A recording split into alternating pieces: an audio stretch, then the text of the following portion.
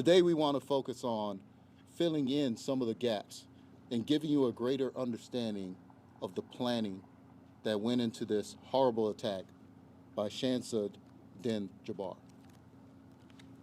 We are also sharing videos showing Jabbar placing the IEDs on Bourbon Street and videos he took as he plotted this hideous attack.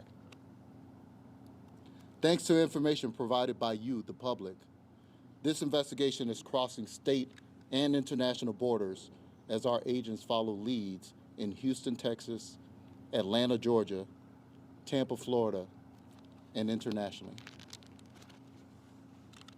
FBI Houston has recovered evidence at his home there, and the work now shifts to our specialists at the FBI laboratories.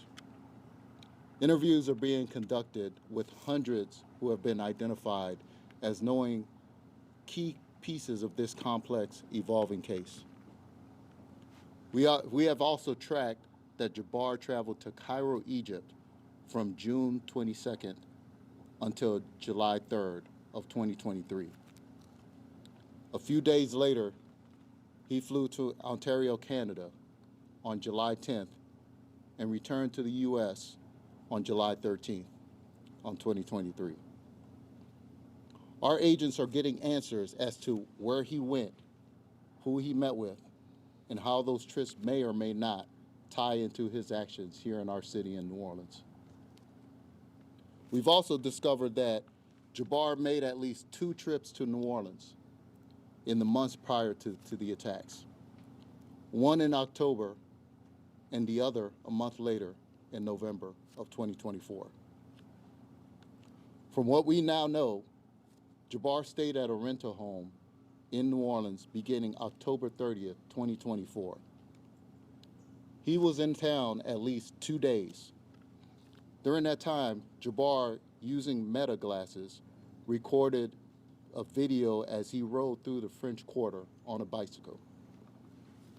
This video shows Jabbar during that trip in October with his Meta glasses. As we continue to learn more about that trip, we ask anyone who may have seen or interacted with him to contact us. Now, for more information, Meta glasses appear to look like regular glasses, but they allow a user to record videos and photos hand-free. They also allow the user to potentially live stream through their video.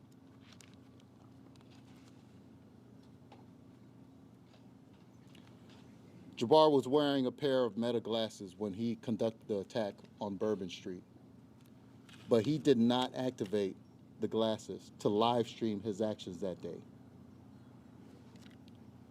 Thanks to information that is coming in from the public, we now know Jabbar was here in New Orleans also on November 10th. But we are still piecing together the details of that trip. Moving closer to the day of the attacks, Jabbar is seen on December 31st at one of multiple gun stores he visited in Texas, leading up to the attack. As we go through the timeline, times we provide are approximate. Jabbar then stopped at a business in Texas where he purchased one of the ice chests he would later use to hide the IEDs. Jabbar is estimated to have entered Louisiana on December 31st, 2024 at approximately 2:30 p.m. He rented a vehicle that was seen again in Gonzales, Louisiana around 9 p.m. on December 31st. By 10 p.m., home camera footage shows Jabbar unloading the white pickup truck in New Orleans outside of the Mandeville Street rental home in the St. Roch neighborhood of New Orleans. Just under 3 hours later, at 12:41 a.m. on New Year's morning, Jabbar parked the truck and walked to Royal and Governor Nichols Street. Jabbar placed the first IED in the cooler at Bourbon and St. Peter Street at 1:53 a.m. Someone on Bourbon Street, who we have no reason to believe was involved, dragged the cooler a block to Bourbon and Orleans. where our teams found it after the attack. Jabbar placed a second IED in a bucket-type cooler at 2:20 a.m. on Bourbon and Toulouse Streets. In the videos, you see Jabbar wearing the long brown coat we showed you in a photo released earlier. That coat was recovered in the rented F-150.